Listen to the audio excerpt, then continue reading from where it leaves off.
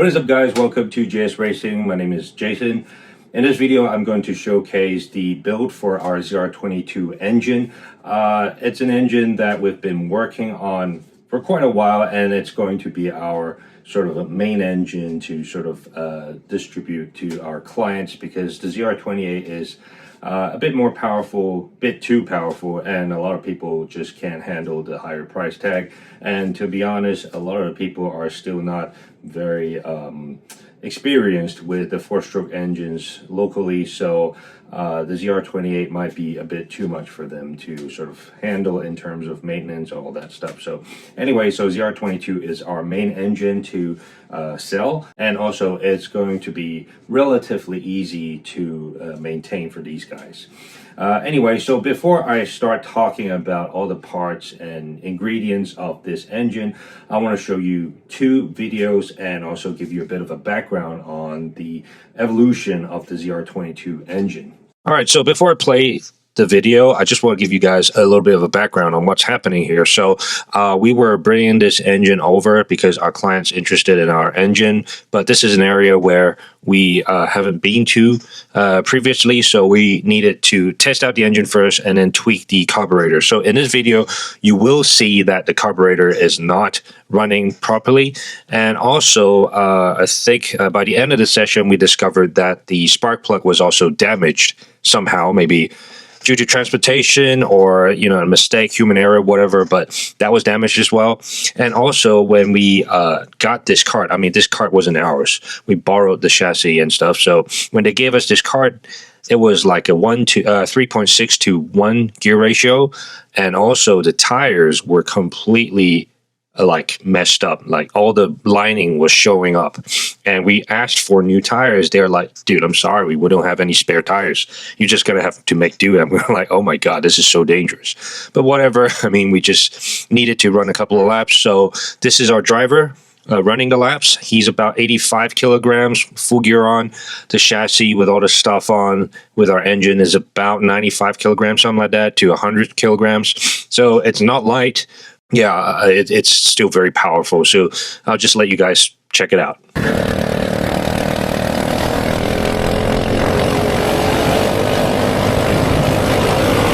So the first two carts that we're passing are both GX270s, so there's really no contest there. It's really easy to pass through. But GX270s are very quite powerful on these chassis. They have really good torque. So yeah, they can be pretty quick engines as well.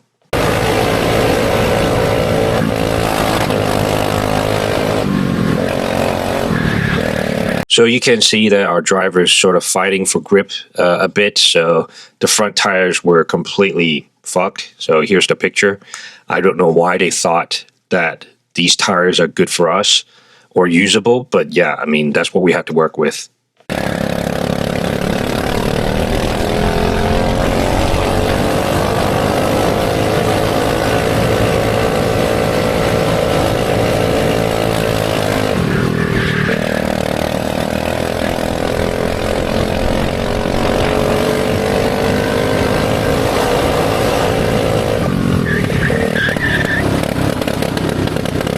So this is the corner where the carburetor was really acting up. It's either that or it was because of the spark plug. But yeah, after this session, we took it back for tuning and it was perfect. So I'll show you another video after this one.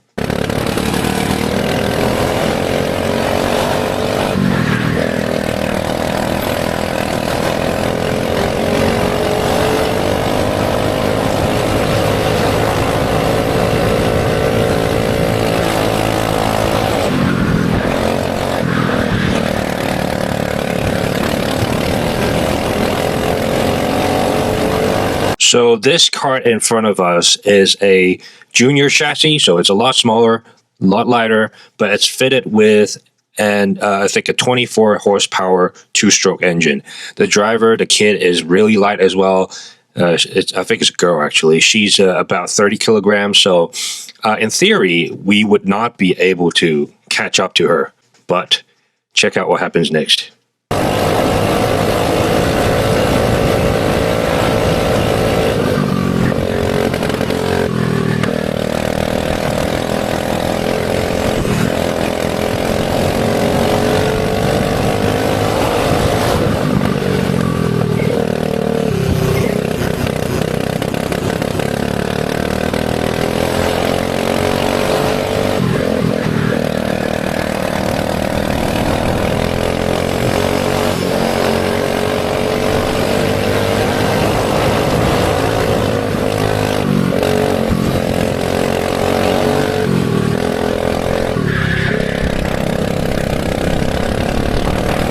Now that we are side by side with the other car, you can tell from the freeze frame that both of the drivers are now full throttle.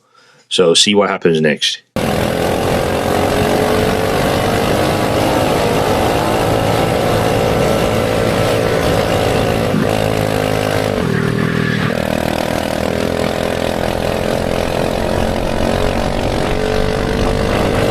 So as you saw, we were pretty handicapped. We had a lot of problems with the carburetor, and eventually we found out that the spark plug also had a problem.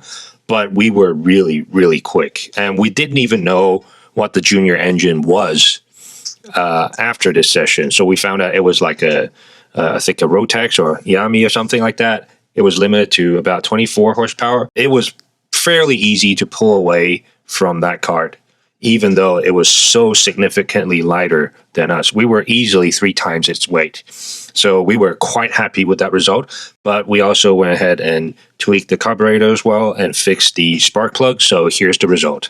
But still, we did not have new set of tires. So we are using tires that are completely expired beyond its lifespan.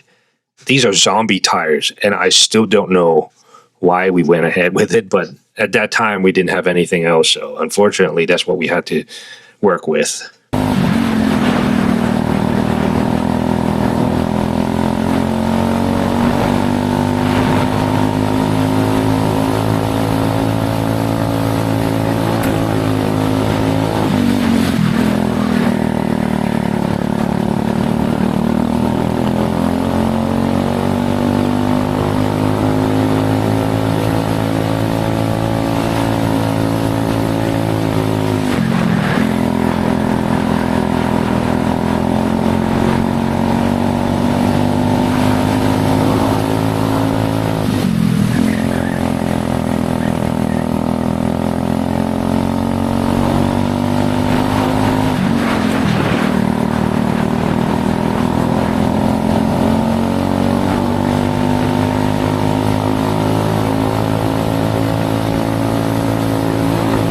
So at the end of that day, our quickest lap time was about 43.3 seconds, something like that. And now with the auto kit with a 2-stroke engine, the quickest lap time was about 45 seconds, maybe 45.1 or 0.2, something like that. But we were really quick.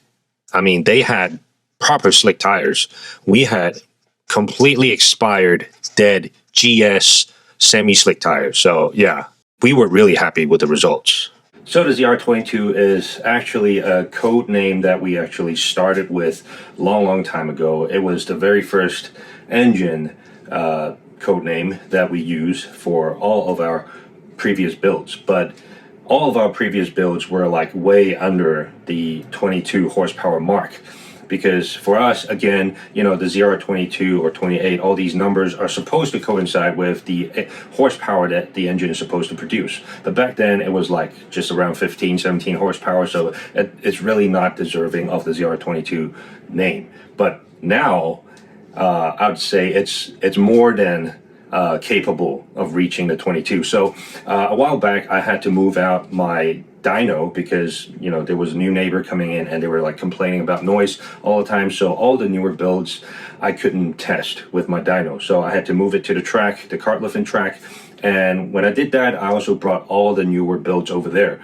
But back then, well, not back then, but just a couple of months back, we didn't actually have the oil filtration unit and also the newer exhaust header. So when I did the dyno for the ZR22, it was only about 22.6 horsepower. But what you saw in the video is way more than that, because in that video we had the new header and also the new filtration unit and the case cover and also the crankshaft. So it was able to produce a lot more. For us to see that our engine was able to pull away from that 24 horsepower 2-stroke engine, we were very happy with the result, especially with such a light driver, much lighter chassis. And we could tell, you know, both of the drivers were, you know, full throttle at the straight, so we could tell, you know, our engine was a lot quicker. So our guess is right now, because we haven't really done a dyno run with that new build because we left the engine at our client's track. They want to have fun with it for another 2 weeks before they return it. So yeah, but our guess is our engine is closer to 26 horsepower, something like that. So yeah, it was a really great showcase of the engine's power, and yeah, we're very happy with the result. But anyway, enough talking. Let's dive into the build itself. So let's start with the crankcase.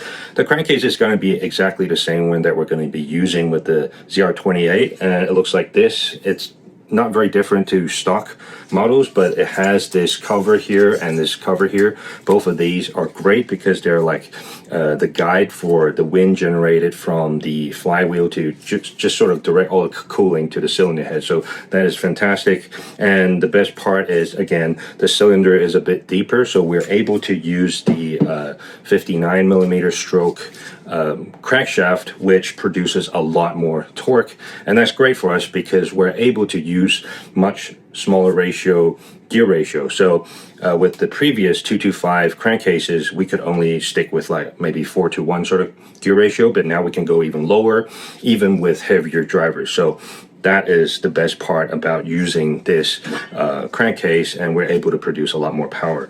But we're also going to be using the modified crankshaft that is going to work with our filtration cover, because what we discovered with this particular build is that the horsepower is just way too high, and if you don't have the filtration, it's not going to work with the stock connecting rod. So unfortunately, we're going to have to upgrade the crankshaft system to the filtration system so that it is able to handle a lot more horsepower. So the same thing as the ZR28 is the piston itself. The piston, we're going to be using the taller piston. So this is at least, I think, 2 to 3 millimeter taller. So it allows the 59 millimeter stroke combined with this to produce a pretty much flush fitting with the crankcase. So this, obviously, it's great for higher compression rates. So this allows us to have more room to play with if we want to adjust how much horsepower this engine produces. So yeah, taller piston and also a much higher stroke with the crankshaft. Now, within the crankcase, there are a couple of more things that are very important. First of all is the tappets. We use DLC coated tappets, so these are extremely wear resistant, scratch resistant. So these are absolutely fantastic for longevity. And also with the camshaft, we are using one that has a higher lift than the stock. So it's about, I think, 2 to 3 millimeter taller, so it's quite high. And with the taller lift, we're going to have a much stronger push rod as well. So we're using these aluminum push rods. So the body's aluminum, it's a lot thicker, but the heads are like reinforced steel. So these are absolutely amazing. You know, with all the higher horsepower, even with, you know, advanced ignition timing, these will never bend. So it's really crazy, unless of course the engine seizes and something happens within the crankcase. These will bend, but yeah, it hasn't happened to us at all. So yeah, these are absolutely amazing. Now with the cylinder head, we are using a pretty standard 22 cc cylinder head, but the intake is 27 millimeter and the exhaust is 25, but it still uses the regular D port. So these are, you know, it's not as crazy as the one that we're using with the ZR28, which has a lot bigger intake port. But yeah, these are still amazing, and we're using these, I think they're called Champion rockers. So these are absolutely amazing because they're very sturdy and they don't have any like lateral movements at all. So these are very reliable, very strong, and they're absolutely amazing for very high powered applications. Now with the spark plug, again, it's the same stuff. We're using the double iridium spark plug. So the ground strap and also the spark terminal itself, it's both iridium coated. So these are absolutely amazing spark plugs. They add a couple of horsepower as well to your engine, so definitely get good spark plugs. Anyway, so moving on from the cylinder head is the ignition coil. I mean, this one looks very stock, but this is supposed to be able to push upwards of 10,000 RPM. These are very reliable. Don't bother with stock coils because we've played with those stock coils before. They're cheaper, but unfortunately, if they screw up, they can start actually limiting your RPM for some reason. It's really weird. So yeah, do try these 10,000 RPM coils. These are great.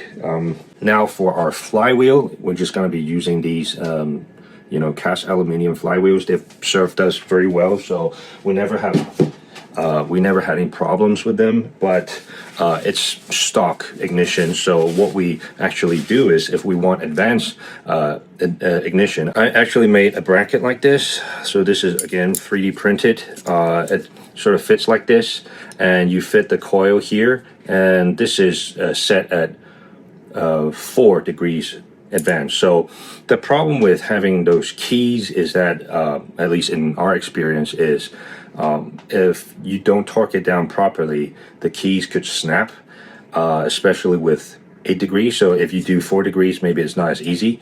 But with our cast aluminum, because the material is a bit softer, a lot of times it would just get eaten up by the key, because 4 degrees is relatively strong, so it would just bite into it.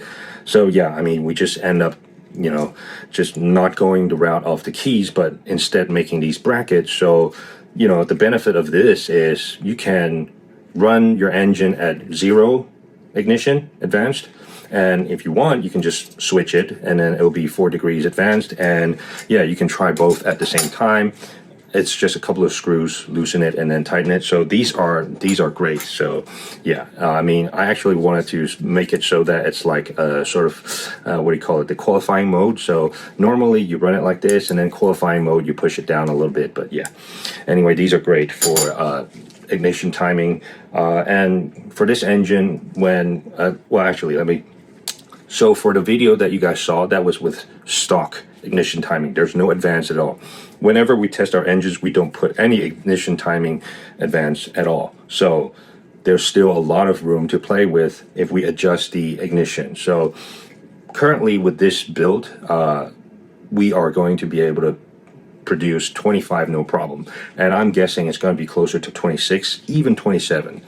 The reason being, we are also using a new carburetor to help us push the horsepower over. So when I did the dyno run a couple of months back, we are already using the new carburetor, because the previous carburetor we used was like the VM22. It's relatively smaller, and we could not get a reliable source. So all the models that we got, there were always like something wrong or something different to it. So we just said, screw that, we'll just get Nibby. So here it is. This is the Nibby. I think it's a PE. Yeah, it's a PE26, so it's very, very good carburetor. It's not their higher end model, but this is powerful enough for our engine, and this is absolutely amazing.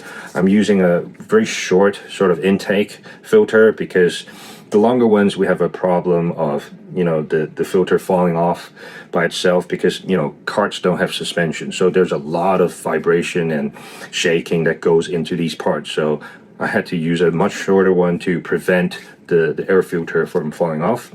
But yeah, you can tell the sliders really, really big. I mean, if you've used a Nibby, it's massive. These things are massive.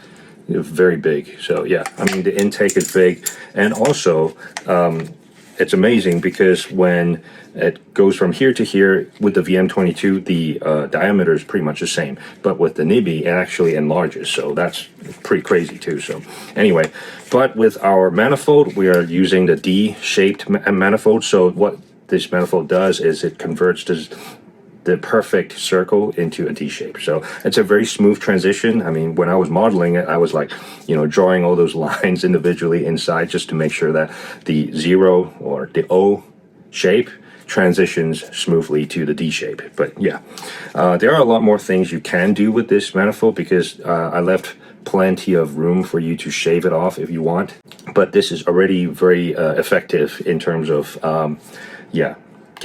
allowing the air-fuel mixture to atomize long enough before it goes into the combustion chamber. So yeah, this is the carburetor we're using right now. And the last piece of the puzzle was the new header and also the new exhaust. Now, I don't have those with me. I'll show you a picture of those. But yeah, I mean, with the new exhaust and the new header, I mean, the exhaust gas is able to escape the combustion chamber a lot quicker. There's not a lot of back pressure. So yeah, I mean, the engine is able to build up the RPM a lot quicker. It's able to rev higher a lot sooner. It's allowing this engine much quicker response throughout the entire RPM range. So yeah, this is our basically settled ZR22 build. I do have one improvement that I have in mind, but again, the factory is still working on it, and that is the reinforced connecting rod. But it's cast aluminum, but it is reinforced, so it's cast aluminum. It's cheaper, but it's a lot stronger, and also has bearings on both the piston side and also the crankshaft side.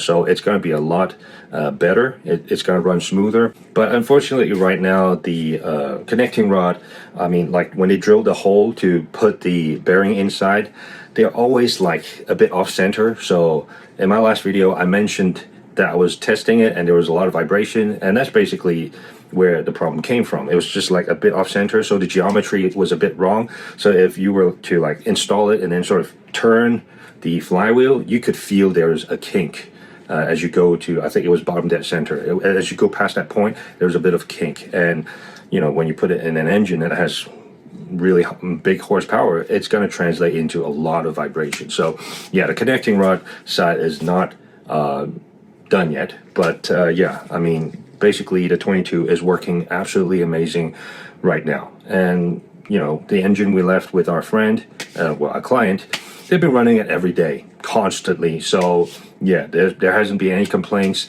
They're saying that the engine's just as fast as they first got the engine after we, you know, done all the carburetor setup. So yeah, I mean, there's no degradation and it's running amazing. So right now, the ZR22, we're very happy with it as a kart engine. It's reliable, it's powerful, it's fun to drive. And yeah, I mean, it's a great intermediate engine to go from you know, beginner rental karts, and then you can jump onto this engine before you go on to the two-stroke engines. But there are caveats to you know, how you drive with the four-stroke and the two-stroke engines. But you know, once you're familiar with this engine, you should be able to get used to the two-stroke engines. I mean, yeah, I mean, it's not that difficult. Anyway, that's it for this video. I'll see you guys in the next one. Peace.